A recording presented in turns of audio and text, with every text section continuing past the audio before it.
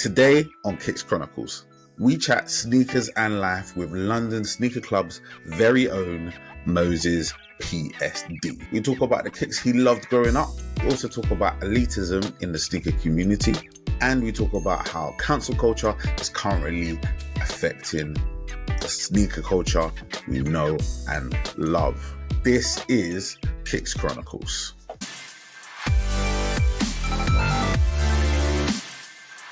Yes, my people. Welcome to episode 51 of your sneaker and lifestyle podcast, Kicks Chronicles. I'm your boy, PROZECH.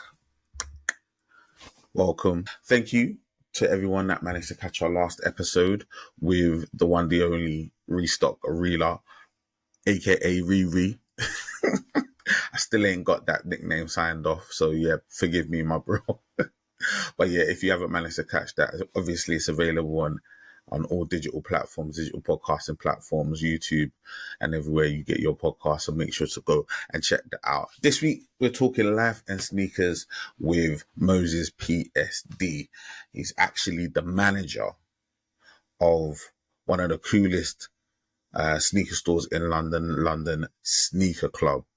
You get me? They've got a massive following online. And yeah, man, he's managing that whole vibe. He's managing, along with obviously the owner, Risky Ryan, and one day we'll have Risky in the spot as well. Definitely looking to do that. But yeah, man, we started with the manager. You get me? With the controller. You get me? So we started with Moses.PSD. We're gonna get into the interview. We're gonna set that up real nice. But obviously, before I do that, there was no pod last week for those that clocked, because me and the family had obviously went away to Italy, La Familia.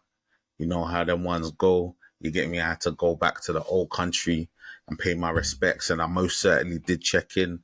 You know how that goes. You get me, man? But yeah, there was a lot of pizza and pasta knocking about, so we wanted to chill and relax and enjoy family time, which was amazing. In the time I was away, there was a couple of vibes that happened, man. So yeah, I just wanted to have a quick chat about it. Sneakers Day. Yeah, Sneakers Day actually happened on the 9th of September. I was deep in the midst of the old country while Sneakers Day was knocking on, but I did manage to log in and see some of the festivities. I can't lie. Sneakers Day is a little hit and miss for me, man. I remember a few years ago they did Sneakers Day and there was a lot of like activities and blah, blah, blah. But it ended up just being like a Huarache, a cheetah printed Huarache. And I think it was an Air Force One with a similar print. Like terrible shoe to commemorate all the great things that Nike had done for the community. You ended it off with like a terrible shoe. And I think they've certainly learned some lessons from that. This year, once again, the thing that I always fight internally and somewhat externally via social media, is the idea that on Sneakers Day, which this year was the first worldwide Sneakers Day. It used to be just the UK and Europe. Now it's worldwide, right? This year, thinking it's worldwide, it's a big deal, right? They put out the shoes that they were gonna be dropping on the day. So we kind of knew we were going to get the red cement. We kind of knew we were going to get certain bits and pieces. There was a Dunk that was going to be dropping. There was a TN that was going to be dropping. We knew about those shoes that were going to be dropping. But part of me, and this is all because of social media, man, part of me is like, are they going to be doing any restocks? Are we going to get maybe a Jordan 4 SB or God forbid a Travis? Oh my days. God forbid a Travis. You get me? So I always kind of set myself up for failure because they've never done it. They never do it on Sneakers Day. They do it on some other days, but they never do it on Sneakers Day. And I've been observing Sneakers Day literally for the last sort of 4 or 5 years, and it's always been the same. They never drop anything, but I always allow myself to believe. It's the hope. It's the hope, man. So yeah. Once again this year, they didn't really drop anything of any significant note in terms of restocks, but they did, as I did mention previously, did drop the red cement, which I copped. They also dropped the St. John's Dunks, which is the red and white I managed to cop those as well. Don't have them in hand. I've actually put them on consignment at Creps Collection Club. For those that don't know, I work very closely with Creps Collection Club, and they do consignments. So sometimes I put shoes in there. And if you have shoes that you're trying to sell or consign, and you kind of live in the sort of Kent, London area, feel free to jump in to any of the locations for Creps Collection Club, and they'll be happy to assist you in your consignment. Or if you're trying to sell up as well, yeah, they do buyouts as well. Only hot fire, so don't come here with your rubbish. And I recently found out they actually now have a used. They've moved into the area of used. So if you've got some really good used pairs, yeah, they may be in the market for some really, really cool pairs. So yeah, make sure to go check out Creps Collection Club if that's your vibe. Yeah, and especially if you're a 12, UK 12 or a US 13, make sure to go check out the website, because yeah, if you miss out on the red cements, I'm recording this Friday, the 16th of September, and I believe the official drop for the red cements is actually 17th. If you do miss out and you're a 12 or a 13 US, 12 UK, 13 US, feel free to jump on the Creps Collection website and cop that pair. You may be copying my pair, and they are 100% DS. Yeah, all good. Last bit of news before we get into the interview. Sneakerness. Yeah, buddy. Sneakerness. The sneaker convention, Sneakerness, will be happening basically the last weekend of September. Your boy will be attending. It's now official. Just as a general admission, I will definitely be attending, and I'll be likely filming some content. So if you are going there, I believe this is going to be like the last sneaker convention of the year. Yeah, man, I'm looking forward to it. It's the first sneaker convention I've been able to get to this year, and I think it's probably going to be the last, because I don't think there are anymore. So yeah, definitely interested in seeing what the vibe's going to be. It's going to be at the Truman Brewery, which is a very cool venue in London. And yeah, man, looking forward to it. So yeah, as I said, yeah, feel free to come by, say hello if you see me. I got a new mic. Get me. Gonna be busting that out.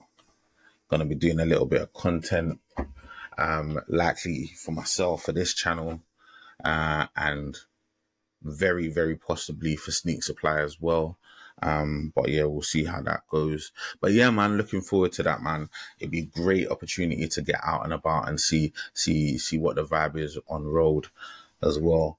And yeah, man, looking forward to that. So yeah, let's now we've all caught up. We did have a little week away, so it's good for us to sort of catch up, sort of touch base, as they say at work. Just touch base and make sure we're all good. Everyone's calm and everyone's fine. You get me? And yeah, man, let's talk about Moses.PSD, because this, I believe, was one of my... I can't tell you, this guy is literally he was an amazing guest. Like, I've been spoiled because I've spoken to so many amazing people within this culture and this community, and like the interviews I've had, I mean, for want of a better word, have been legendary. I mean, those are not necessarily even my own words. Some of people have said them to me. They've been really, really good interviews. But yeah, Moses was one of the most fun. I can't lie. It was very, very cool to chop it up with him. Someone I've been observing for a little while, and someone that I just really seems to have a real genuine love for the sneaker culture and community. So yeah, this is part one of the interview I have with him.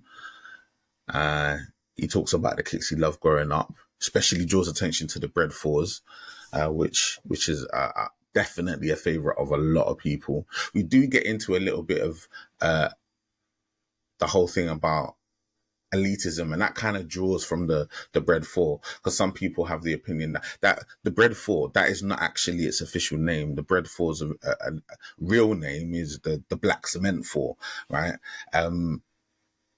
But my thing is, you kind of know what I'm talking about when I say a Bread 4, because it's black and red, right? So that's what we call black and red kicks. We call them breads, right? You can probably see behind me, unless they've got white prominently, and then they're in Chicago. But on my over my shoulder here, you've got the black and red 11s. Down here somewhere, I've got the black and red Easy 350s. They're breads to me. That's what they're called. They're breads, right? But we talk about elitism and snobbery and people saying, well, I think you'll find this or not that. We do have a little bit of a chat about all of that jazz. We also talk about Unholy Grails. Whenever I speak to somebody of African descent, I always got to know why I go on for the Unholy Grails. You get me? Because I know they're going to come with that real. And give me that juice, give me that tea, pause. You get me? So, like, yeah, he did not disappoint in that regard. He also explains how he became essentially a consultant for Nike at a really young age, was going to events, Nike run events and other events, and essentially got to the point where he had so many contacts at Nike. They were taking executives to go to see him, and he was taking them around and showing them the town and like giving them a good time. Pause. You get me? And but he was also consulting on silhouettes and got to essentially work on some really cool shoes. I'll give his opinion at a really young age, and he sort of just gives his advice on people trying to navigate, once again, the sneaker culture, the sneaker community. Maybe it's your plan or your aim to work in this industry, to make this industry your career. He just gives some really good advice on how to navigate that and possibly make that a reality. So yeah, make sure to stick around for that. Just how to build your network. You get me? Because people say that your network is your net worth. You get me? That's really what it comes down to. And I don't think Moses would be in a position that he is today if it wasn't for the opportunities that his network had afforded him to be in certain rooms, to be able to give input and constructive criticism for some of the shoes that we know and love and wear today. So yeah, very cool. And he also shares a lot of his amazing collection. Like, he's got an absolutely phenomenal collection. So yeah, he gets into some samples, some super rare pairs. Very cool. So yeah, an amazing guest. As I said, this is part 1. Part 2 will be dropping next Sunday. Like, he'll be giving us more about his collection. We're going to get deeper into his collection. He's going to share his thoughts on the culture. Also, he's going to give us the story of how he became the manager, how he linked up with Risky Ryan and the guys over at London Sneaker Club and became the manager of the store. Very cool story. Like, super cool story, man. All I'm going to say is, I'm not going to say anything. I'm not spoiling it. Right? You'll need to watch this week and next week, or listen to this week, listen to next week, to get the full cruncher, as they say in Nigeria, the full story, the full insight, the full gist. You get me? So yeah, please, guys, make sure to like, comment, subscribe, share as well. Share the wealth, man. Pay it forward, man. Don't hold it all to yourself. Don't be a gatekeeper. You know that's long, bro. Overall, I hope you find this installment of our interview with Moses interesting and entertaining.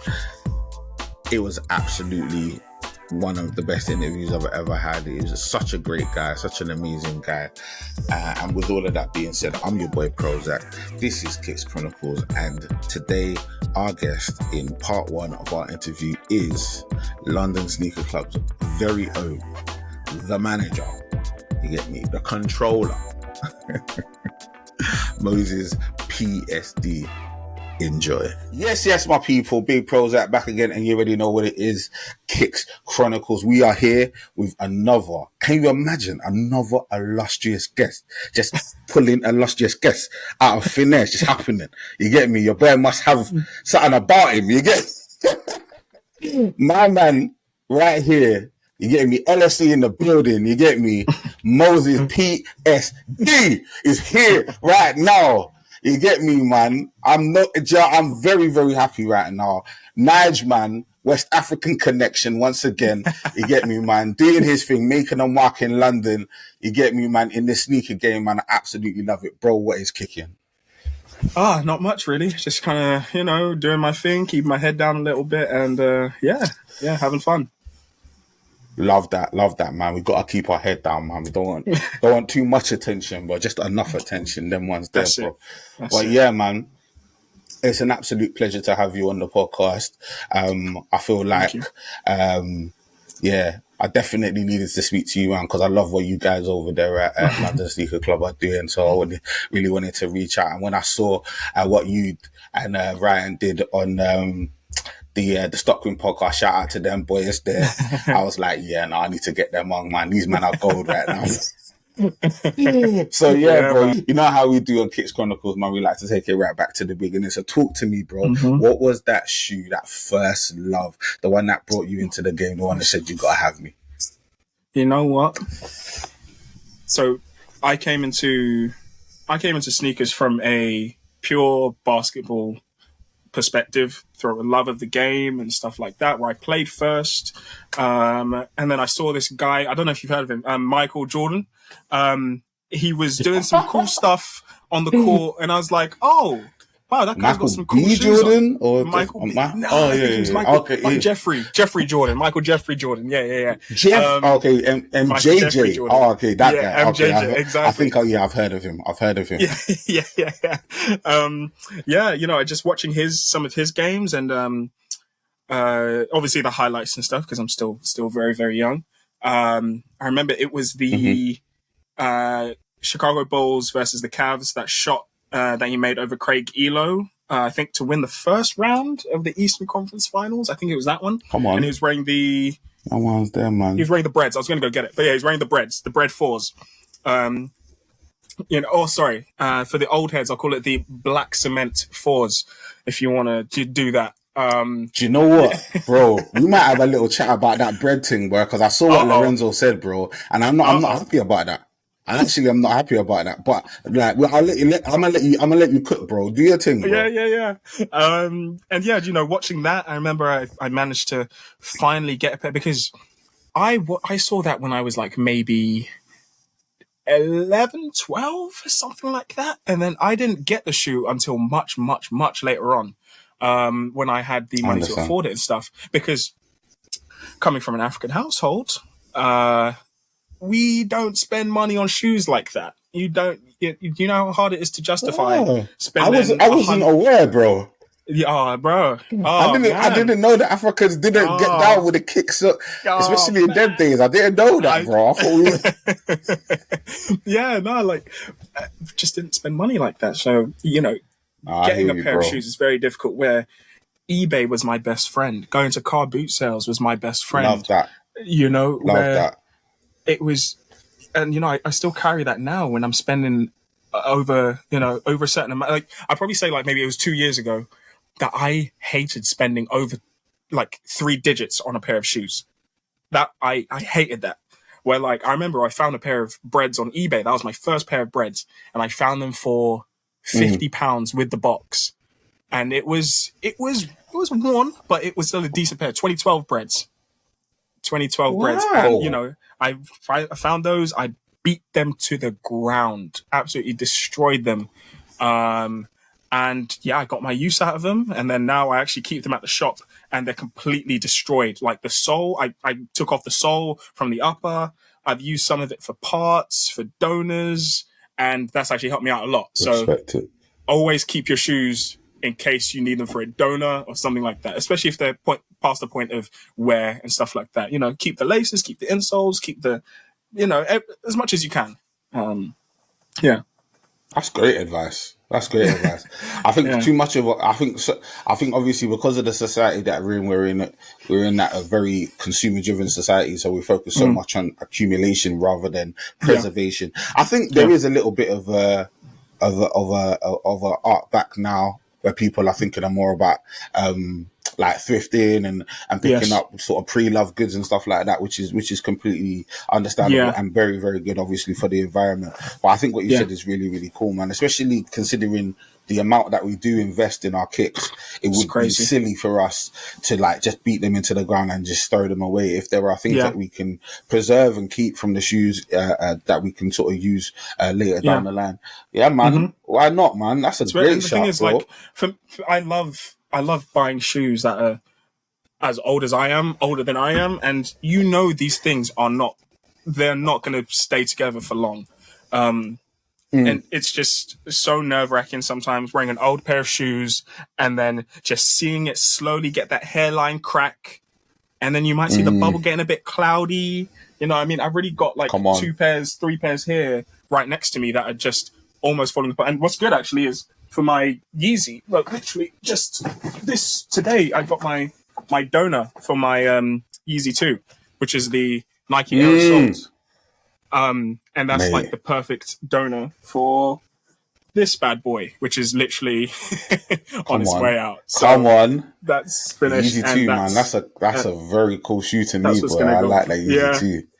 Yeah, that's a very cool shoe. Do you know it's interesting? Like it's.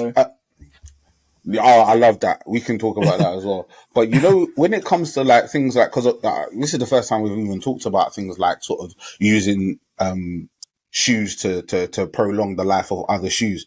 Like when you're looking for the sole, or when you're looking for like a donor sole for a pair of shoes, like is there a science to that? Is it literally you're just trying to find the closest fit, the closest match?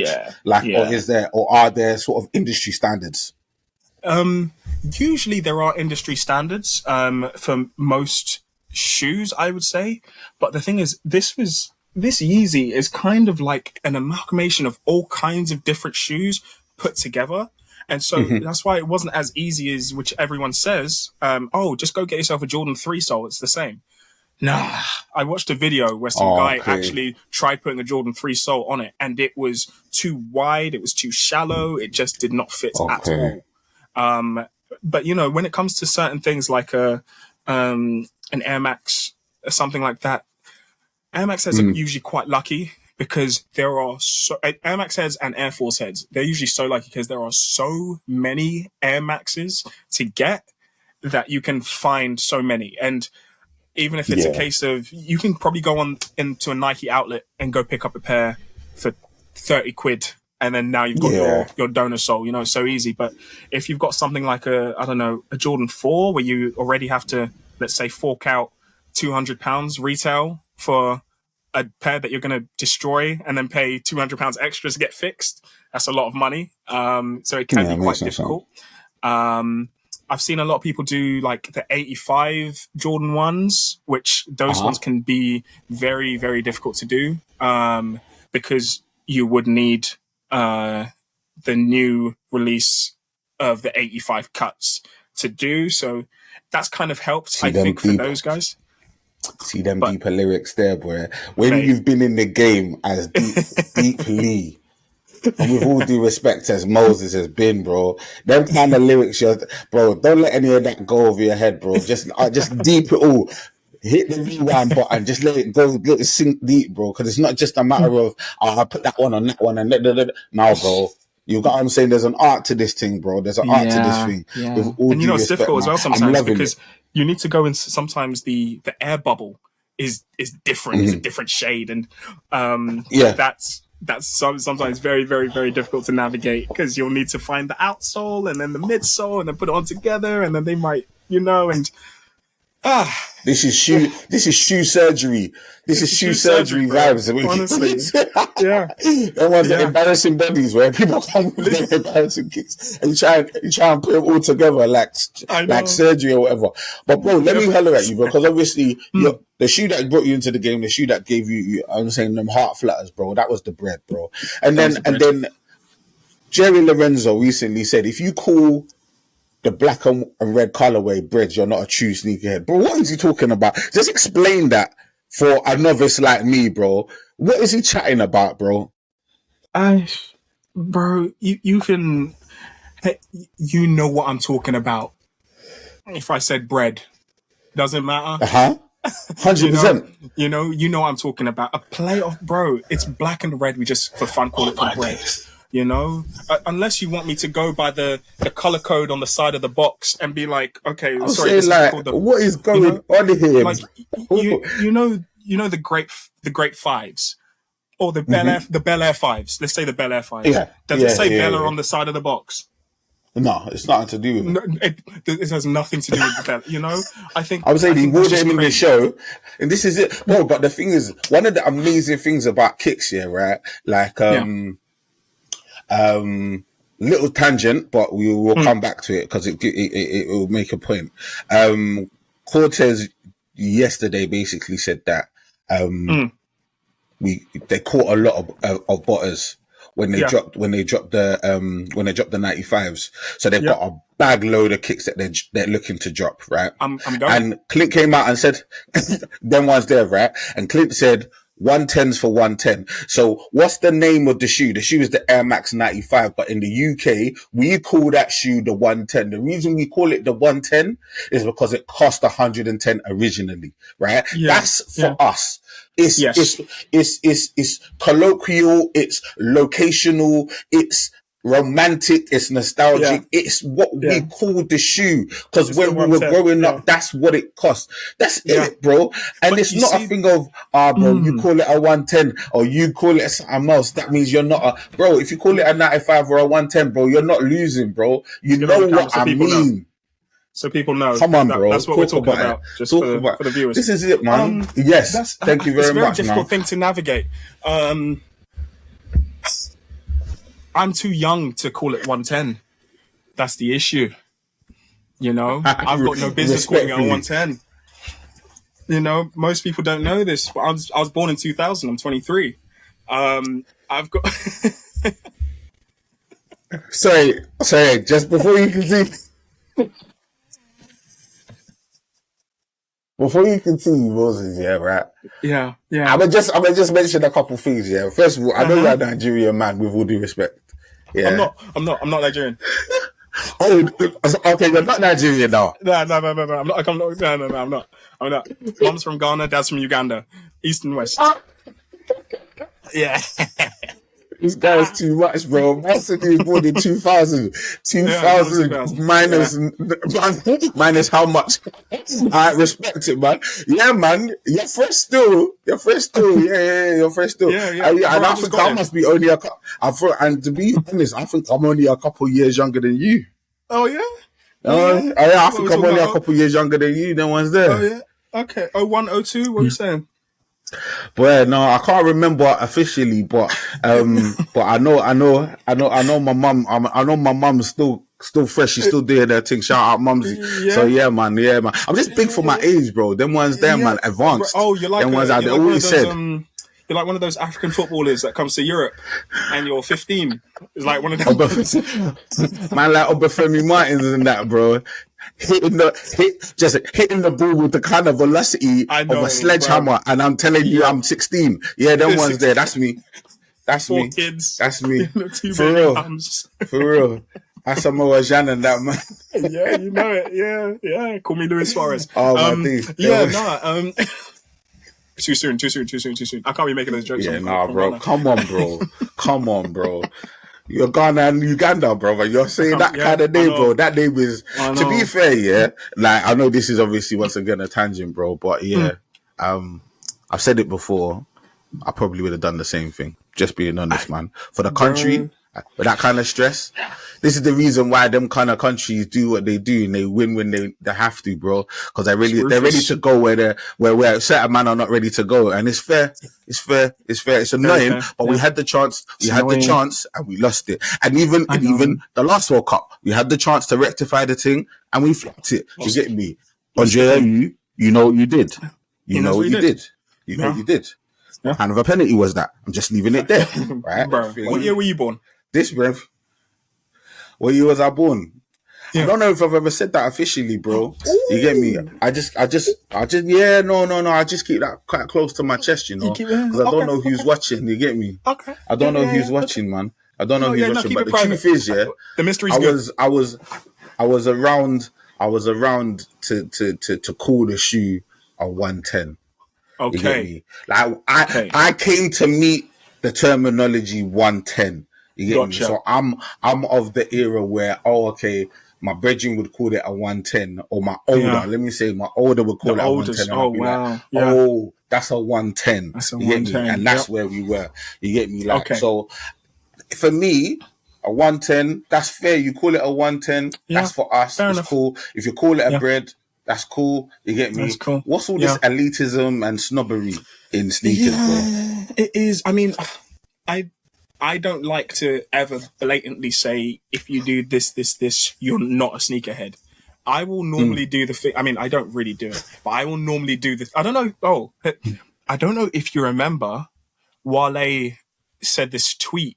There was this tweet that he put out. It was something about the way you lace your shoes. If you do it like this, I can tell that you just got to the party. It was something like that, where it's like, if you lace your shoe like this, I can tell you just got to the party. I will, and he said, I can tell you just got to the party, and don't act like you're the host. Do you know what? I've not heard about that. Yeah. I'm alright with that. I'm alright with that. I get it. Yeah, I'm alright with that. Okay. I'm alright because I think self-awareness is good. I don't think anybody should act anything outside of who they are. Legitimately, I'm not gonna be out here telling you that. Oh yeah, man, I'm 50 years deep in the game. You get me, man? I'm old here. Boom, boom, boom. No. I'm always be respectful and give respect. The thing is, regardless of your age, some people have been in the game longer than you and can be younger than you. Right, yes, so absolutely. Just be respectful and just know what I'm saying. Be self-aware, and you know what I'm saying. So that's very cool. Though. I'm alright with that. It's okay to not know. It's okay, like that's so interesting. You know what GP stands for, right? Like in the medical field, general practitioner. It's a practice. They haven't gotten it down to a T. This guy went to school for 6-7 years, and he's still practicing. You can say the same thing with like you haven't learned every single thing, because something I've noticed as well with us getting all these dunks and stuff like that, and like the Freddy Kruegers, the yellow lobsters, all kind of the pigeons, things like that, is they all have like some stories and some lore attached to them, in a sense of this released here, and then there was only this pair that released because of this happened in this factory, and so they had to move it to here, and then only people that were part of this got to buy it from here, and so many things like that. And there is no way that you're now at the level of everything. There's no way. I don't know everything. I work in the industry. I mean, I've even met a lot of Nike employees, bro. So many Nike employees that don't know a lot of these things, and that's fine. We're all learning, and it'd be asinine for me to now go to someone to be like, "Oh, you don't know that? Oh, bro, yeah, nah, like leave, like it ain't that thing." I love it sometimes when people ask me about certain things, like, "Oh, why is this? Why is it called the bread? Why is it called the playoff? Why, things like that." I love that, and I don't think people should ever be scared of that. But I can tell that there's some people that can be very unapproachable and be on their high horse about knowing facts and information, and it makes the place very icky. And I completely understand if someone looks at the industry and like, I don't want to be part of it. I don't want to be part of that. I hear you, bro. I think one of the greatest qualities a person can have is humility. Yeah. In any sort of field in life, I think humility is an amazing quality for a person to have, because it allows people to approach you with freedom. and it removes any fear of you being judged. It allows them to be free as a human being and ask a question, because we always come out and say, like, especially like sometimes I'll be at work and do a presentation and be like, there's no silly questions, and I'll be meaning it. I'll be like, you know, if it's dumb, because if you think the question is dumb, I can guarantee there's about 3-4 other people in here thinking of the same thing, and they just think it's dumb as well, and they don't want to ask. But you're the brave one. The thing is, do you want to be dumb and brave, or do you want to be dumb and educated? Say the thing, bro. That's it. He's trying to get away from you lot. He's trying to not be part of you lot to be with them. I'm saying like just break through. Let's break through together. You get me? Like, so I feel like creating that safe space to allow people to ask those kinds of questions is really, really cool, man. And you know what? That's awesome, man. I think it's super, super important, man. Because not everyone's gonna know everything, and you don't have to know everything. As you go along in your journey, you're gonna pick up certain things, and I think the key is to have the passion and the capacity to learn and want to know. That is the mark of somebody that wants to really be part of the game. Is to want. It's that want to know. You get me, man? Exactly. But bro, you kind of alluded to something that we just definitely have to get into. But before I touch on that, actually, because I don't want to veer too far away, because we're already kind of going off the rails, and I love it. But I love this. When you were growing up, what ends did you grow up in? I grew up in Chingford, northeast London. Chingford. Yeah. So shout out to Chingford, northwest like in Chingford, the building, bro. Walthamstow, that area. Yeah, when you were growing up in your heyday, Moses, what was the prevalent shoe, the popular shoe on feet? I'm trying to think now. When you go back in your mind's eye and you're thinking them top shutters that were in your ends, bro, what were they moving? You know what? It was a lot of people wearing white Air Forces. I remember white Air Forces was the thing where it was like, wow, I really want that shoe, but I'm too young to have a pair of all white shoes that are expensive. Yeah. You know, and the thing is, that is a super luxury, bro. That's what I'm saying. But now I'm at the point where I can wear white Air Forces when I want, and you know, and man's got different types of Air Forces now, bro. That's man's what got the Rockefeller Air Forces in the tin. Bro, He's got, I'm saying, like, over here. He's got some. Come on, you get me? My man's doing this. So see if I can. Let me see if I can. I mean, they're nothing crazy, but it's cool to just say I've got some samples. Let's see, because I used to do some work with the guys at the Nike headquarters in London and stuff, and because they can't legally pay me, they would have to just give me shoes sometimes. So you've probably seen this one before already, but this one is a sample on the inside. I mean, it's nothing crazy, but you know, you give this to a 17-year-old kid. Come on, you give that to a 17-year-old kid. That, you know, that doesn't have 30 quid in his bank account. He'll get very gassed. And then there's this all grey one. Also a sample. That's cool. That's very cool. It's kind of fading away on the inside, which is kind of funny. But I haven't worn this in so long. Some really, really cool guys over there. Shoes. Yeah. What kind of work were you doing, bro?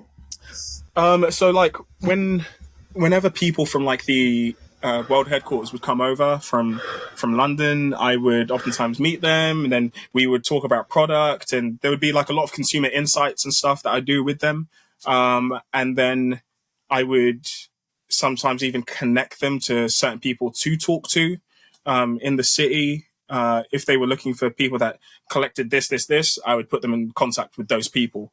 I've been doing that since I was like 16, 17 maybe, and I still do it now, to be honest. I just met some guys that came over from Portland, and I took them around Soho and showed them the spots and stuff. And I keep in contact with so many people, and it's just so nuts because some of these people that I've met I see their shoes in Office, in Offspring, in Foot Locker and Foot Patrol, and it's so cool to be like, hey, I know the woman that designed the color on that. I know the guy that actually did that. Amazing, and, bro. Yeah. Like one thing I really sort of like, I think is important is like just giving people an understanding and maybe giving them that the information that is maybe not as clearly available. Bro, how at 17 are you linked up with Nike that deeply that you're taking around execs through Soho and that. Like at 17, bro. This is what I'm trying to understand. So, you get me? Like, so just give them that inside, bro. Just let the people know. It was really interesting because after, I'd say during college maybe. So I went to sixth form, didn't do well at that, did horribly. I am not a book smart person. Yeah, but you know, if we can talk about politics, all that kind of stuff, and I'm cool. I moved from there to college to study interactive media, and while I was there, I really didn't have that many friends. Because the school I went to before that was my sixth form attached to my secondary school. So I still knew a lot of people from back there. And I moved to a completely different college. And then I was like, hey, I'm going to start going to some of these Nike run events because I love shoes. I love sneakers. Let me go to those things. I remember I went to a running event and then I was speaking to someone and we exchanged contact details. And then they later revealed to me that they were the head of running at Nike, which was just really mad. It was just one of their running events and stuff. And at that time, that was when the Nike Epic React was releasing. And I remember when I was speaking to her, we were talking about that. And I said, oh, that's a really cool shoe. I might get it for my birthday because it releases, I think like the day before my birthday, day after my birthday. And then I remember day before my birthday, day before my birthday, someone delivers a shoe to my house. With my name addressed on it, and then it said for Moses, happy birthday. And then ever since then, she would invite me to the head office, which was on Water Street in Soho, at Film House. And I think she then noticed that I was kind of into like a lot of things. If it was like streetwear, basketball, running, so she would kind of put me in contact with so many people from each place, kind of, because I ran track, I played basketball, and I love streetwear. I also love football as well. I'm a big football fan. And then just ever since then, I'm a gooner. Them ones there, bro. Yeah. Anyway, guys, man, thank you so much for your time, man. It's been an amazing episode. You get me, man. Moses has got to go.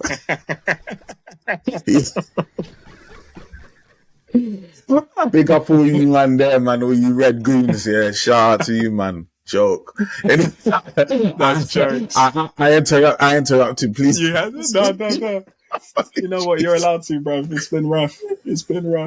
But yeah. So like, she would, and they also realized that I had quite a deep knowledge of a lot of shoes and things like that, and so that's kind of where I was valuable to them because I'd be like, oh, this shoe that you've just shown me, this sample shoe is great, but I wish it kind of had this from this shoe that you released back in 2012 with this sole and this kind of heel tab and things like that. And then they would find stuff like that really, really valuable. And because I wasn't just linear on basketball shoes, I could kind of speak about a bunch of things. They really liked that, and they would just keep calling me back. But it was really weird because during COVID, like the start of COVID, they let a lot of people go. And so I ended up losing so many contacts from Nike. That it was so hard for me to kind of crawl back into their ecosystem. But I still had a few people that I knew, and I've kind of made my way back slowly. Yeah. No, man, that's really, really cool though, man. I mean, I think it's clear from the story that just putting yourself out there and networking and sharing your passions and just being open is really, really important. So young people out there, young and old, actually, I ain't even going to typecast it, young and old, man, people, put yourself out there. You never know what opportunities might come about. And also, I think I'll also give some advice to people that want to go meet those kinds of people which is something that I did is... I don't want to sound pretentious saying this, but don't come across as a fanboy, because unfortunately what will happen is you'll meet those people and they will, I mean, if you know this, if you know like human psychology and stuff, you kind of have your first impressions of someone like the first, 7 seconds of meeting them, or first 5 seconds. And so you don't want them to automatically put you in that category as soon as you've met them. You kind of just want to have having just a regular conversation with someone, which humanizes the person, is like the best thing you could do. Which is something I've even noticed from working in the store as well. When like a famous person walks in, the worst thing I could do is, hey, how are you? Yeah, no, it's good. Do you want some water? I can get you some water. Just say, hey, how you doing, man? Yeah, what's good? And the thing is, you're allowed to know who they are. You could be like, hey, I loved you and so were you looking for anything? Sometimes that's just all it needs. And then they're at ease. They don't feel like you're going to ask for an autograph or a photo. They might even ask you, hey, maybe we should take a photo. Things like that. I think just humanizing the other person is sometimes the best thing ever. No, I think you're absolutely right, Moses. And I think there's been times where I feel like personally I've seen somebody, or maybe we set up an interview and you're going into it and I'm naturally I don't want to do myself down, but like socially I need to warm up. You get me? Like, socially I need to warm up, man. And sometimes when you're dealing with somebody like I interviewed who's a good one? I interviewed DWE. Right, nice. I've known DWE, so I've known DWE since I was a youth, bro. DWE's been doing this thing, so it's like when you're going into that kind of interview, you feel like you kind of know the person without ever meeting the person face to face, right? So that the energy you approach that interview, like the energy I approached that kind of interview was. Like, it was one of my best because I felt so free, because I felt like I knew the guy before I even knew the guy. Whereas there's certain other types of interviews, or there's certain other where it's like you just don't know them and you don't know enough about them to be that free.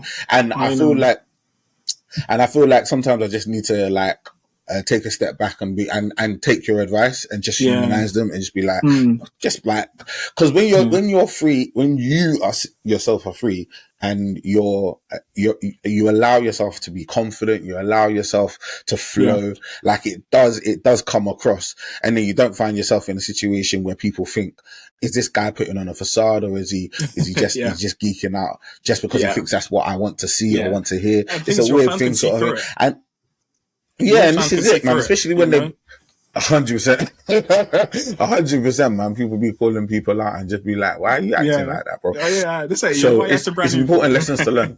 No, for 100%, it's important lessons to learn, but I think it's one of them ones where I've never been anything other than myself in all situations. So I will always own my stuff. You get me? Like, if there's an interview that I've done in the past where I've been like, you know what, man, that wasn't the best interview, man, and I'll analyze it and I'll think about it, and not to the point of nauseam, but I'll watch it and I'll be like, you know what, man, I definitely could do that better. I definitely could think about improving in this area, and I'll try and make them adjustments, man. But like, that human interaction is the most important. That initial touch point, that initial, how you doing? You good? Yeah. Like, what's going on? We're happy to have you in the spot. Like, all them sort of things. I'm saying it's important. It's important. Yeah. Bro, you touched on something, and this is what I wanted to chat to you about, because as you mentioned, you're from Ghana and West Africa now, and Ghana and Uganda now, and for myself, being a natural born Ghanaian, man, I know kicks weren't a priority for me, and we had to double in the dark arts. Unfortunately, not those dark arts, not the original dark arts. You talking about? Hi there.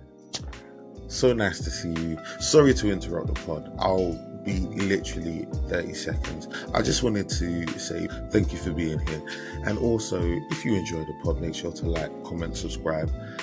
It really does help. Also, if you're listening on an audio platform, feel free to give us a review, whether it be positive or negative. Just leave a review. We really, really appreciate it. Also, feel free to listen to our old episodes. And if you ever want to get in contact, if you want to let me know what you're thinking, feeling, or whatever, holler at me. My name is PROZECH. PROZECH on all social media. Twitter, Instagram, and TikTok. I'm enjoying TikTok at the moment. So feel free to holler at me. I will always holler back. And with all that being said, I'll let you get back to the pod. Toodles. And I'll break it down to you, real talk, bro. The dark arts for us, were Plimsolls, Gola, Bullboy Kicks, High Tech, Lonsdale, Everlast, Dunlop, Umbro, you get Mercury, Slazenger. Talk to me, bro. Did you ever have to dabble in the dark arts, go to the Unholy Grails. I used to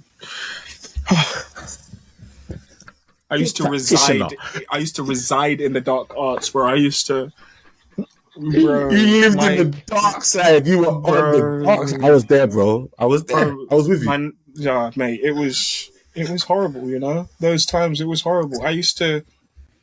I wear like Umbro or something and be like, bro, haven't you seen like man like Alan Shearer wearing Umbro and stuff? Like this thing is like, you know.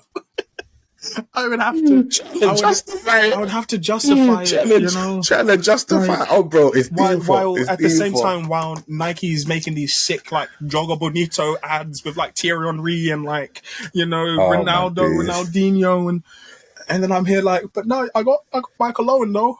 I got Michael Owen, like,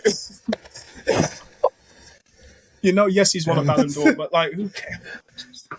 Oh no, man, I respect. I don't miss those days. Fully respect it. No, remember Kappa. Remember Kappa? 100%. I remember Kappa. 100%. I remember Kappa, man. Right. Fam, Kappa. Because Kappa started doing football kits as well. Kappa did Spurs' football kit. I think they did like Fulham's football kit at a period as well. Like Kappa, man. Kappa was devils, bro. When you had Kappa in your kicks, man, it's a long day. Mizuno. No, okay. That was Diodora. I remember my dad still has some Diodora boots. That is his pride and joy. My dad has some Diodora boots. That is pride and joy. Do you know who used to wear Diodoras though? I ain't even joking. Clarence Seedorf wore Diodoras, you know. Oh yeah. Clarence Seedorf wore Diodoras. I remember. And do you know the reason why I remember that? Because I had a pair of Diodoras. It's the same thing that you do with Alan Shearer. Bro. So I had to start justifying it, bro. You have to justify it. Let me just find out who else is suffering in this. At least Clarence is getting paid to wear his though. Were those the days where you had braids? I respect it. Were those the days where you had braids? Did you have braids back then? Moses. How did you know I had braids, bro? I was talking about Seedorf. Was those the days that you had braids? Fam. Did he have braids or did he have dreads? Did he? I think, bro. I think he had dreads. I think they were like them short dreads. You know them Dutch dreads? Them like I think people are doing them now, bro. But they had like it's basically like a half fade and the top was just dreads, right? Yeah, but not long dreads like Edgar. Not long dreads like Edgar, just short ones. Yeah. I see that. Yeah, that's what he had. I was scared for a minute. I was like, bro, that's jokes. That's classified. That's classified info, bro. Have you watched that? What's it? Hot Ones. The wings where they eat wings. Yeah, I love Hot Ones. Where he does like bare research. Like, so when you had braids, how was that? And then people are like, do you know it's the same with that Nardwar guy? It was like, bro, yes. Who told you that, bro? Yeah. Who in my team is leaking info, bro? No, I was so confused. Can you imagine, bro? When a guest on your podcast is researching you, bro, and coming back with saying you're like, sorry, anyway, there's nothing on the internet with me with braids. For those watching, his national insurance number is I should give him that. I just keep going down. And now we're veering into Darren Brown territory, bro. Mentalist levels, bro. This guy knows my whole vibe on that. Right. Telling people my date of birth and all them, bro. But hold back if you know it, bro. I tried. I can pay you later, bro. I can pay you later. It's okay. Whatever you need, I got it, bro. I can get it to you. This guy's a deeper cut, bro. Hey, bro. Let's bring it into the modern day, bro. Because I know for a fact. Yeah. Like I can just see. First and foremost, you've been through the dark arts, bro, but you're up now. God is good. Yes. Like I can see from the wall behind you, bro. You're up. You got sneaker store, bro. You're up. You're not just up. You're up. You're good, bro. You get me? Like so. Let's talk about the modern day, bro. And the way I like to talk about the modern day is the EST of KIC, man. I'm talking about the oldest kicks, the newest kicks, the rarest kicks, the greatest in your collection, bro. Talk to me about your collection. You want to see the best hits? Yeah, man. So talk to me about what's the oldest kick you currently have in your collection? It's this one. This one right here. 1994. Chicago's. I also call these the O blocks, the Chief Keef specials, the Lil Durk specials, Windy City specials. You call them the O block. Yeah, bro, that's deep. That is for sure my oldest shoe. It's 6 years older than me. Yeah, and you know what's funny is I actually put tape inside the. I don't know if you could see that, but like basically, there's tape. The part that's glued is like a circle. But then the other part is like, it's just like the back of the tape, basically. And because I don't want it to rub and I don't want it to stick, so there's only glue on the outside of it, and I want to keep the Nike Air on the inside in it. And it's done a great job. It's done a fantastic job. See them kind of bits there, bro. I'm saying like this guy's bringing ingenuity into the game, bro. Like he thinks differently about the kicks, bro. He's making me consider certain bits, and I'm like, bro, I like how you're preserving your thing. Like this is 29 years old, bro. I have to do whatever it takes. You have to do it. You have to do it. I want to get like a box. Basically, I bought it with no box, and I want to get one of those, like those Pelican cases. That like people. I want to get one of those, like make it really cool with like a bunch of Chicago inspired stickers and put it all over it, and I think it'll be something cool to. That is very cool, and you just like transport it like it's some like heirloom or some museum piece. Yeah, bro, I'm gonna get myself like one of those earpieces with the cord going behind they're transporting them Fabergé eggs, man. They're transporting them. And the security guys with the thing. Yeah, bro, I love that, bro. Yeah, we need to do that. Yeah, you need to do that, man. Talk to me, man. Your newest. What is the latest shoe? What have I just copped? Yeah. I picked these not so long ago. Where are they? I don't even actually remember. But the newest, it might be these. The Comme des Garçons Nike Dunk Highs from 2017. The clear. Cool. I picked these not so long ago. Great shoe, cool shoe. It's so understated, but it's one of those like if you know type of shoes because it just looks like a regular dunk. Very almost. Very cool. And it's this. This is definitely a cool shoe. I do have some other cool shoes. I think that's a big thing. I think for a lot of sneakerheads, also get like some cool shoes. Like what makes this interesting? Oh well, it's got this. Like like the clocked Air Max 1. I think that's a cool shoe. I find it very hard to wear. I actually haven't even worn mine yet. It's still brand new in the box, but I feel like that's a very, very cool shoe. Like that's is that the Kiss of Death one? Yes, the Kiss of Death. Yes. So obviously it's got the see-through panels.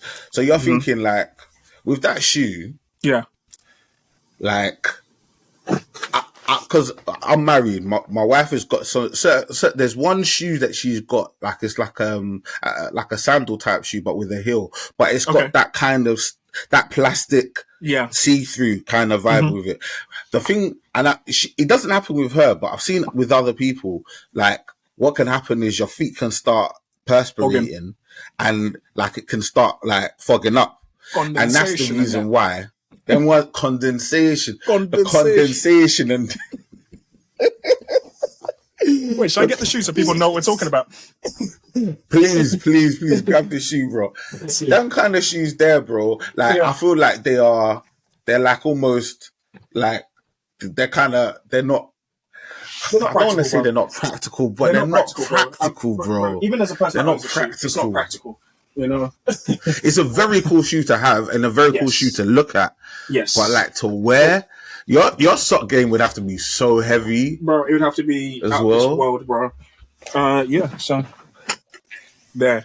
Boom. Like where is it? Yeah. Like that's crazy, bro. That is crazy. It's a very cool shoe, bro. Yeah. It's a very, very cool shoe. Now, speaking of cool shoes, another one of my absolute favorites, which I also have never worn yet. Oh, a huge box. I don't know if you can even tell what box this is. Uh-oh. Come on. No. Where is it? Oh. I don't even know if I've charged this thing. It's probably not even charged. Yeah, I have. Man. Bro, if this was charged, the battery's done, Oh, there you bro. go. There you go. Oh, Yeah. come on now. That's very cool. Oh, that yeah, I tightened that to the brim. Yeah. There we go. Self-lacing To me, that's a cool shoe. technology, bro. To me, that's a cool shoe. Like, that is a very cool shoe. You can't deny that, bro. Yeah. I'm saying, like if Homeboy's coming through with these, like, he's gonna like get it, you know, like. Yeah. Pause. You know. Hey, yo. That is hilarious. Hey, yo. Bro, do you know what, yeah? Side note, yeah? Bro, I've been watching Cam and Mace, yeah? Do their little sports show thing, bro, yeah? Bro, so funny. Bro, they're so funny. This is hilarious. It is hilarious to me. Bro, and the thing is, beforehand, yeah, bro, I'm actually, I don't care about all that stuff, bro. But it's so funny to me, that way that they catch each other, bro. They are like, elite level. Bro, that was wild. Hey, yo. Bro. That was wild, son. That was wild, son. One time, yeah, let me the wildest one I heard, bro. Man was like, I was in deep flow, bro. Yeah. He was in deep flow, and he was like, he was in what? He was in what? You see? Bro, that was it. Okay, he was, bro, it's so deep, bro. And he was like, oh, I don't know what they're doing over there, man. The jumping, these are jumping around, like jumping on loose balls. And Mitch was like, Mitch had the gavel in his hand. He's like, no. No, that would slide. I wanted, for real, I was like, I wanted to let you finish because you were talking mad nice for a minute, but jumping on loose balls, Cam? Is that what we're doing? Really? You didn't stop yourself? Is that what we're doing? Really? Is that what we're doing? Oh, man. My God, I was like on the floor, them. Bro. These men are actually hilarious, bro. And you know what, yeah? Shout out to them, man, yeah, because even as like juvenile and dumb as it is, bro, at least them men have mended their thing and they're back together, man. Exactly. So shout out to them man doing their thing, you get me, man. I love all of that stuff, but bro, them shoes are hard, man. Them shoes are super hard, man. Yeah, Back to the Future and that, all of them ones there, man. We can do that. I love this one. Definitely do that. So, I wanted to talk to you about the trophy rooms, bro. With the blue lace? Yeah. I wanted to talk to you about the trophy rooms, man, because you're a trophy room proponent, man, especially with the blue lace, bro. Yeah. You're a trophy room proponent, bro. Like, that drop was laced in... It was... in tomfoolery and jiggery pokery and all kinds of, like underhandedness. Yes. Like, I'm saying, like, bro, like, I'm saying, come on, man, but the thing is, you're in the game. So like I'm talking from an outsider perspective, obviously we're just trying to get kicks. You're obviously in the game and you've obviously got the kick. But like, don't you feel like sometimes when you see that kind of situation happen that it gives a bad name and sort of kind of sullies in it, because obviously he's MJ's son, bro. He's the son of the guy, bro. So why are you doing this, bro? Like, why is the backdooring and all the stuff, like? And like, I'm not gonna make any judgments as to how you got the shoe. I'm not accusing anybody out here. I'm just no. Okay, you know what? No, in all fairness, I did not get them for retail. I did not get them for anywhere near retail. I bought them from a guy in the States that had a bunch of them. So I was one of the bozos as well. And I kind of just want to put that out there as well.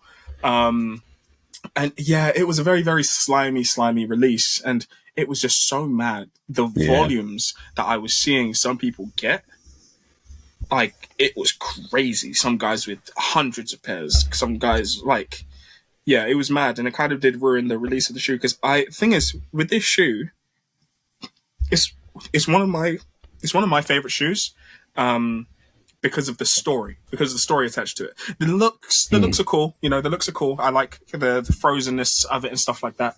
But I love the story of it. But it sucks because this shoe will always get people's nose will always be turned up at it because of what happened with the release and stuff like that. Yeah.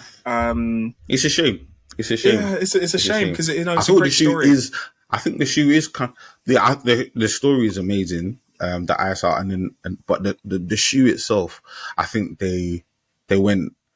What I love in terms of in Kicks in general is story. That's Yeah. my number one driver. Is the marketing, it's the story, it's the nostalgia behind the shoe, it's the reason for, it's the why, right? Yeah. And when you've got a really cool story, man, you're gonna get the majority of people involved. That's what marketing and advertising is all based on, just connecting with people, right? The design's cool, it's fine, you get me, but what can open the door to somebody loving the design that they might be like on the fence about? It's just a really cool story, and I think they had that.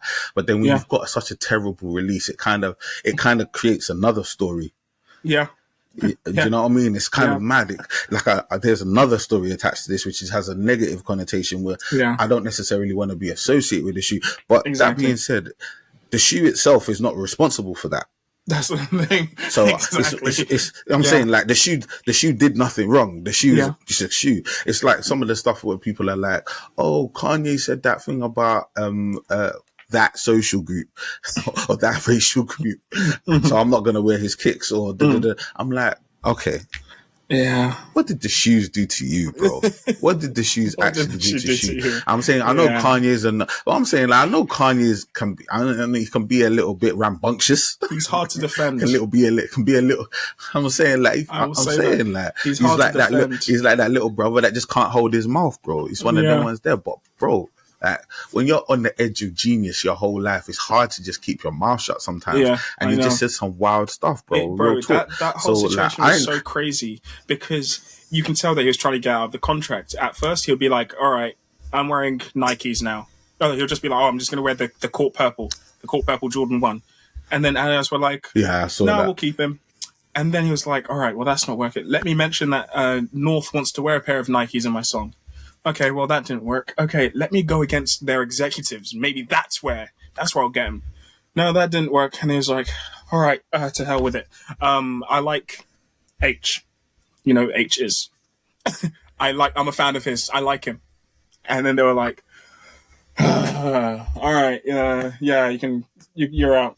You know, it took that for them to be like, okay, we'll get rid of him, you know. And I found that whole situation very, very interesting. But I'm a fan of his art and stuff. It's just very unfortunate the stuff that he says and stuff like that, because it's just become so hard to defend. Where, you know, after a while I was like, no, he meant this, he meant this, but now I can't just be inferring between the lines of everything that he says because I want to defend him and I want to be able to wear my Yeezys in peace. Yeah. There comes a certain point where it's like, all right, bro, like, oh God, why would you do that? You know, and the thing is, I'm also the biggest Travis Scott fan, and same thing, you know, it's the same thing, and that just like ruined the whole thing. To be fair, like, I think the Travis Scott thing was, to an extent, I think it was even deeper because obviously with Astro World and everything that happened there, it's like, it's like obviously lives were lost, and it's like, okay, Kanye never killed nobody. No. I mean, I'm not saying that Travis did, man. God forbid, like no one's accusing him. But I'm saying, but come on, bro, like, just saying, like, I'm just saying that. But yeah, I think the truth is, and let me word this so carefully, man. Like, when you're dealing with people, let me just put real simple, like, and if you're just listening to this, maybe you'll know what I'm talking about, maybe you won't. Right? When you're dealing with people like us, I feel like the bar is super low for cancellation.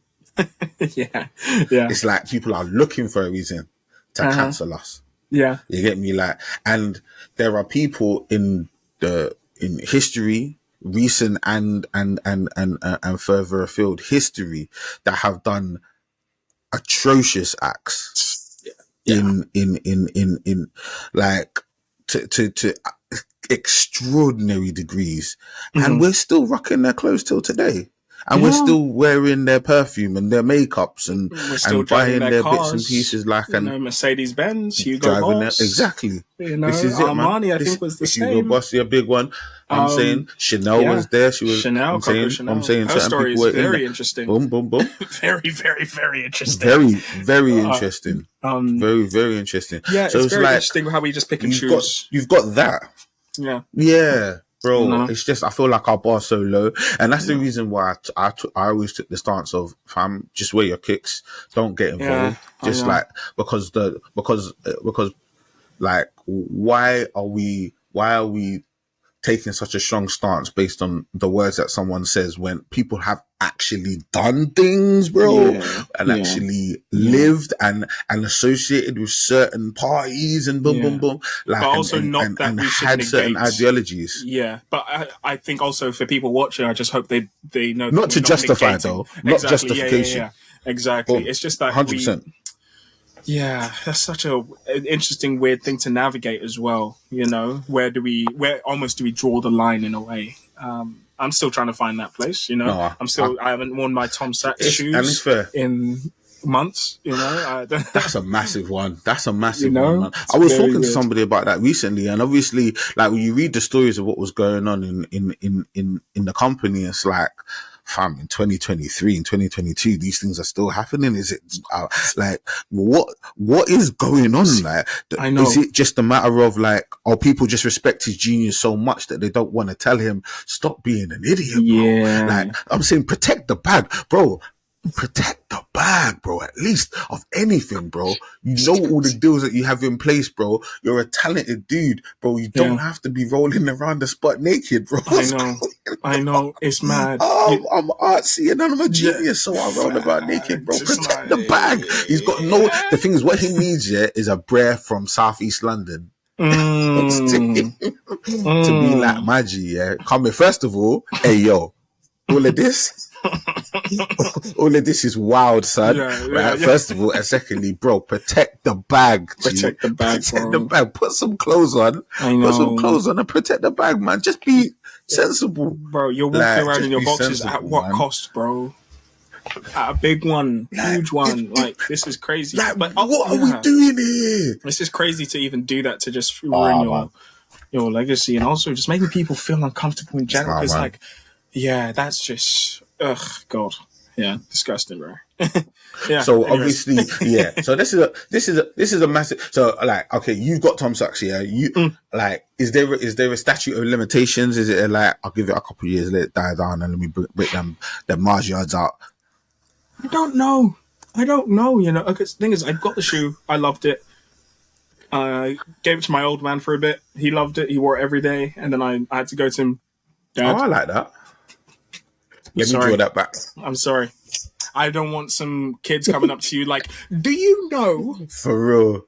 What Tom Sachs did? Let me get that back. Let me get that back ASAP. From a guy in his late 50s, he doesn't need that. Why, he's like, they're comfortable. Nah. I could beat them up, you know? I actually have no idea. That's fair. Because the thing is, like, I think the world that we're in now, we're like slightly dealing with some weird stuff that no other generation has dealt with. Cancellations left, right, and centre, man. And it's like, I'm literally not going to be able to do anything. I don't know how to deal with this. Yeah. For real. I'm not going to be able to consume any media, wear any clothes. Like, I mean, apparently even Mark Zuckerberg was a bit of a weirdo, but we all still use, like, you're telling me how much of a weirdo Mark Zuckerberg was on your Instagram profile. Is that not, you know, like, right now Amazon are probably gonna bring out a book about how bad Jeff Bezos was. Like, I don't know, you know, and you're still like, you use Amazon while you're talking smack about Jeff Bezos, and to sell it. It's very weird, because I feel like even those people that act all high and mighty, they still consume a lot of the stuff that they claim they hate, you know. Like, no, you're absolutely right, man. Yeah, it's just wild. Like, you'll go crazy over this. So I think carbon emissions are horrible. Yeah, I just did a round trip around the world on a plane. Yeah, on a plane. And you know, it was great. I got to, you know, and it's just like, wait, hang on, that doesn't equate. You know. Yeah. And yeah. Then one thing, man. Nah, the world is kind of nuts right now, man. I'm trying to live my life, man. I never claim to be all high and mighty. I never claim to be all high and mighty. I don't think you can. I'm the biggest. Because that don't last long. Bro, you know what? I think I want to just put it out there before someone can say it about me. I am the biggest materialist, consumerist person I know. I'm a materialistic person. And I think if you're a sneakerhead, unfortunately you are. Unfortunately, to a greater or lesser degree, without a shadow of a doubt. Yeah, you're there, bro. And we kind of mask it in the guise of, this is sentimental for me. This means something to me. Even though he doesn't know who I am, Michael Jordan playing in the All-Star game, that meant something to me. I mean, yeah, I guess it did, but you also just like the shoe, okay? It's fine. Yeah. It's fine. And I think we're the biggest about that. And for me, I also just know I like to collect stuff. And I don't want to make this a gendered thing necessarily, but also us guys, we just like to collect stuff, bro. Yeah. You collect cars, you collect coins, you collect watches, you collect stamps. We kind of all have our things. And I guess that's why I'm trying to collect as much as I can before I get into any kind of serious committed relationship, so they can find me like this. Where everything's grandfathered in. Well played, my bro. Well played. You get me? Bro, you know what? I even collect baby shoes now. I even have baby shoes in my collection. Are you serious? Oh, mate. I've got so many, even just right next to me, within my... come on. For Moses Jr. in the future, and that, respectfully, come on. Bro. Come on. I got some Travis's on deck. What's this? Nah, that's live. I think I've got, Jordan 11s? Let's see. Yeah, you need that. Some Jordan 11s. That's lovely. Because I'm just trying to basically make this Jordan clock. I want to basically put them all in a wall and make a clock out of them. You got the 1 all the way up to 12, yeah? I've got 12s right here. I'm a Mania 12s. Laris. Right next to the 11. No, very cool. Very cool. That's I think somebody was doing that on YouTube. I think maybe Seth Fowler was trying to do something similar to that. Yeah. I think that's very, very cool, man. Yeah, I think that's very, very cool, man. The Jordan clock is a vibe, man. Yeah, man. A Jordan clock of actual kit of baby shoes is an absolute vibe. Yeah, because they're really small enough that it doesn't look weird, and it's so cute. I even have a pile for my future missus, whoever gets the ring. I've got a pile. Do you know what? We can. Do you know what? That's actually a vibe, bro. So that's actually I'm not saying that we're not trying to get you married off, bro. No, but there's no rush. But size 4. Ladies, come on. Or I mean, he's putting it out there. He needs a size 4. Size 4. If you're not a size 4, you don't need a plan. Please don't apply. Even if you're not 4.5, maybe. Size 6. Size 6, 2003. There's a range. There's a 2003 range. Iowa Ladies, Dunks. man. I've got some off-white 4s over there. 6.5 for my tall girls out there. That is nice. If you're 5'11", nice. I just need 5. Man said 5'11". You're wild. I'm 6'3", so it's cool. I can make it work. Do you know what? That's actually perfect. That's perfect. That's perfect. What shoe size are you? I'm a 9 to 10. You're 6'3" and you're a 9. Yeah, I hate my feet looking big. It's like a whole thing that I've just had. But bro, my Air Forces, I can't lie, they're like an 8.5 sometimes. Most times, I don't even know why I'm lying about it. Yeah, I can imagine, man. Because the thing is, man, and if you know, I'm a 12, but I'm not that tall. These are an 8 because they're samples. This is it, because all samples are 8s, right? Exactly. Why is that? I think it's like the universal shoe size. I think so. Yeah. And I think women's is like a 4.5, if I'm not mistaken. I think they just took like the most average shoe sizes, something like that. Yeah. Yeah, no, that's cool. That's cool. All right, bro. Can you give me, and I'm interested in this one, your rarest shoe? rarest shoe. It's either going to be the Yeezy. Oh, I've got both Yeezys. Sorry, I say both Yeezys. I've got, there's more than one. There's more than two, of course. This one, I've got this one. This one's almost falling apart. It's an easy one. Yeah, that's vibes. Yeah. It might be this one, actually, that I wear a lot. I don't know. Dior? Ooh, the Dior Jordan 1 low. Yeah, okay. I mean, it might be that's this. pretty rare, bro. That's pretty rare, bro. But then, that's pretty rare. Again, I just dashed that, by the way, just in case you're not watching. You just dashed that shoe. No, but that shoe just got dashed. That's a Jordan. Bro, look on the inside. Can you see? Wait, hang on. Can you see that? See that hole? Oh my days, bro! You wouldn't things to death, bro. Yeah, bro. It's galas. It's finished. But do you know what though? Do you know what? Like I was. Wait, rarest shoe. Hang on, actually think like, oh yeah, do your thing. Hang on. This is something that not many people have, but I'm glad I can flex it. These maybe, the Lorenzo Customs. Lorenzo OG. Yeah, these are. Shout out to Lorenzo OG, bro. And they're the 5s, right? Yes, the Off-White Jordan 5. Yeah. He did the tag and everything, and that is very cool. I love this. Shout out to Lorenzo G. I actually reached out to Lorenzo.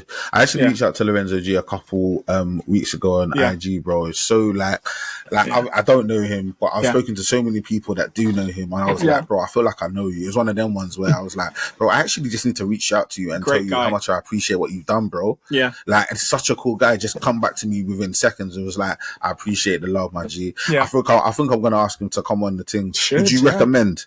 Absolutely, bro. Absolutely. I'll ask him to come on. He's a great guy. You know, he's also very elusive, and he's very about his craft as well. And I really love that, especially from speaking to young people. I guess it's great. It's great to hear that where he's so about his craft and whatnot. I love that. I've got. If I was to. I've got something. Go on. Don't let me clip you, man. Go do your thing. Fly, my G. Fly. That you don't normally see too often. Man, I love this. Let me see. Yeah, if you're listening to the podcast, you probably should be watching the podcast right about now. But yeah, I'm gonna do we're gonna do our best to try and describe. Which is probably a pair that I wear the most: the black cement SB Dunk Lows, the Supreme. Yeah, red cement Supreme. SBs. Red cement. Yeah, that's a vibe, bro. For my Jordan heads, I know you guys love 11s, so I've got the silver anniversary 11s. Yeah, that's super hard. And I just love this shoe so much because like that lining on the inside where it's like woven and whatnot. And come on, stuff like that. Even like this. Oh, mate, I'm just destroying my whole room. Something like this. Do your thing, bro. Like the and that sole, you see that sole. Yeah, brother. Galas, finish. He's already cracked in the sole, bro. Yep, what's the name on that, bro? What's the name on that? The tall yellow or the Rare Air Jordan 4. Rare Air. And like because that's it, the Rare Air. That was the one I was looking for. So on the tongue it would say Rare Air on there. But the thing is, when I bought these from Portland, Oregon. It didn't come with the tab here, so I basically had to. So this is what it was missing. It's just a Velcro back tab. Are you serious? Yeah, so it was supposed to come with this, and we're going to do a little callback to the start of this. Guess which shoe I used to take the Jumpman offer to to put it on this, the BREDs. I went back. I used those BREDs and I put it onto that because it was like, hey, I've got a donor now. But I've only got two Grails. Man. I've got two Grails, and it is the Black Laser Jordan 4 from 2005, which I actually have coming en route from Oregon, from the same place I bought these Jordan 4s from. That's my favorite shoe of all time. And then the second one was the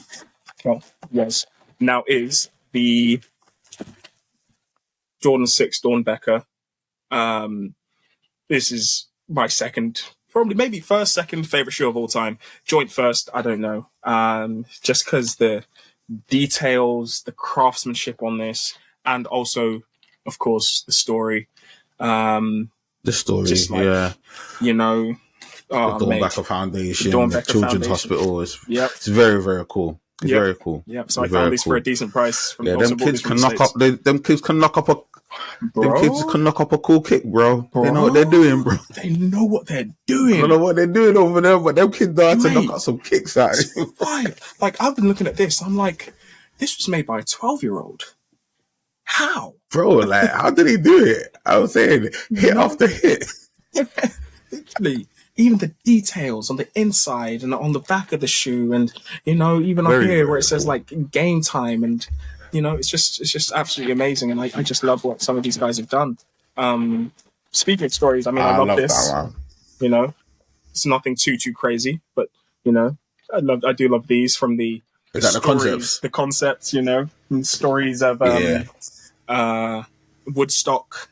And the fact that it comes with a guitar pick, and you know, even it having like fake mud on the side of the shoe, and you know, all of that. Oh jazz. My days! Yeah, the flower power. See those little bits of like information that just really take a shoe to the next level. Up there, where it's like the guitar strap. Cool. You know, like those guitar straps that they have. And, like, you can see like Jimi Hendrix walking around. You know. And, you know, the thing is, Concepts, they make some amazing shoes. All of their collabs are just so sick. You know, the lobster line. Yeah, very strong. All of the lobsters, you know. Very strong. I've been blessed to have in my possession, well, to have in hand all of the lobsters, I think, apart from the yellow one. Apart from the white one. That's the only pair where I haven't. How many lobster colors are there? So obviously, 5? I mean, I don't want people. Oh, there might be more. I don't want people coming into the comments like, "Oh, there's actually the pairs that Dion has, and the green one, and the light green, the lime." Okay. That's just his. There's only like one. That doesn't count. There's the white one, the yellow one, the navy blue one, the red one, the purple one, green. Did we say orange already? We haven't said orange. So orange is 7. Orange. That might be it. I think there's 7. So there's quite a lot. I literally just posted. That's solid, man. Yeah, I know. I literally just posted a photo dump on my Instagram just now of the yellow one in hand. That pair is sick, bruv. That pair is sick. The yellow's crazy. I think the yellow one might be the only one that doesn't have the same color inside lining as the rest of the shoe. I think all of them, it usually matches. The yellow one has a red lining on the inside. And like, it's very sick. Cool. Yeah.